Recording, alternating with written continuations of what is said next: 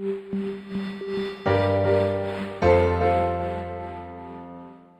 right, guys, so we're starting week 3 now. All right, so day 1 of week 3, we need to start making things a little bit more dynamic. So now it's not just about time, but also speed, right? The speed of the movement is another way to increase intensity in your workouts and start to challenge your muscles a little bit more. So we're still working on a split squat, right? First set of exercises, we're doing 3 sets of 8. Stepping back into a split squat, Andrea's gonna drop down and hold the position for 5 seconds, right? 1, 2, 3, 4, 5. Then she's gonna explode up and switch legs. Hold that one for 5 seconds. 3, 2, 1. And she's gonna continue this until you get 8 reps with each leg. So still putting some time under tension, but now we're adding an explosive component to it, right? Being able to go from completely still to in the air. It's quite a challenge, but hopefully over the past few weeks, if you've been working on your isometrics, your tendons and your joints have built up enough stability, enough strength now that you will be able to handle a more explosive movement, right? That's kind of the idea there. We're gonna pair this exercise with Supermans now. So coming down to the ground. Again, we're building off of the reverse snow angel now. We're gonna do a Superman where your feet, your upper body and your hands all come up off the ground and then they come right back down, right? On this one, we're gonna do sets of 15, right? So again, you're doing hip extension, you're doing thoracic extension, your shoulders, everything is coming up. We're hopefully working the entire posterior side. If you're feeling a little bit of extra strain on your lower back, try to engage your glutes a little bit more so that you don't compress the lower back as much and you focus more on hip extension. Go ahead and relax. We're gonna do 3 sets, 8 on the jumping lunge, 15 on the Superman, all right? Once we complete that, we'll start a second superset. And just like last week, we're gonna work on the box push-up, but we're gonna add 1 second to each position, right? So coming out into your push-up position, we're gonna do 4 seconds on the descent. Go ahead, 4, 3, 2, 1. 4-second hold at the bottom.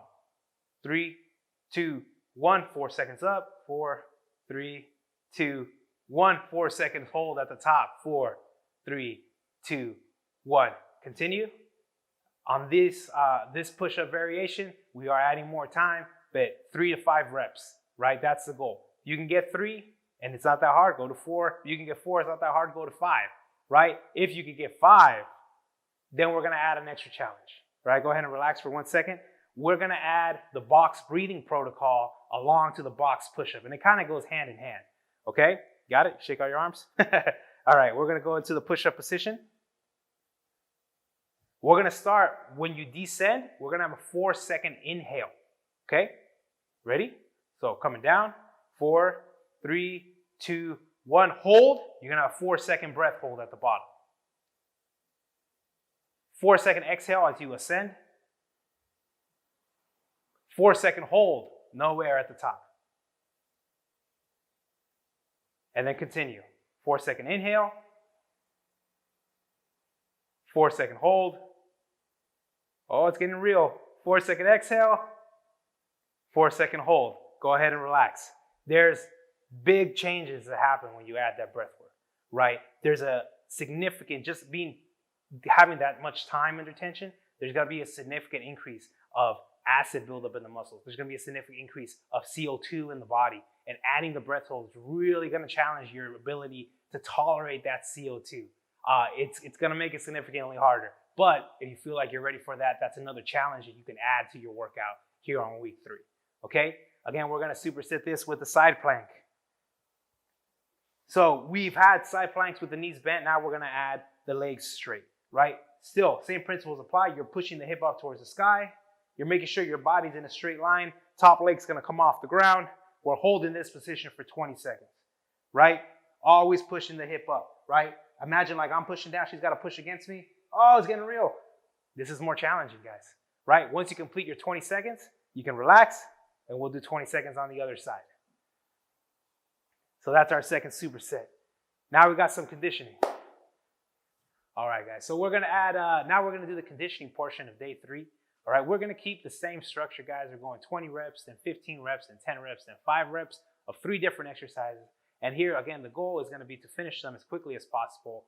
But I do always wanna remind you guys that it's not we're not necessarily going to go full into an anaerobic state. In fact, in a lot of situations, it's more beneficial to stay as aerobic as possible and use as much of your phosphocreatine energy system as you can, and actually minimize your anaerobic state. Because once you go into anaerobic, you're pretty much going to get exhausted at that point, right? Not always the case, but in this particular situation, that's the goal, right? So we have, again, 3 exercises here. First one's going to be a jumping squat. Now, we've done jumping squats before, but again, we're going to use our hands for momentum, jump up in the air.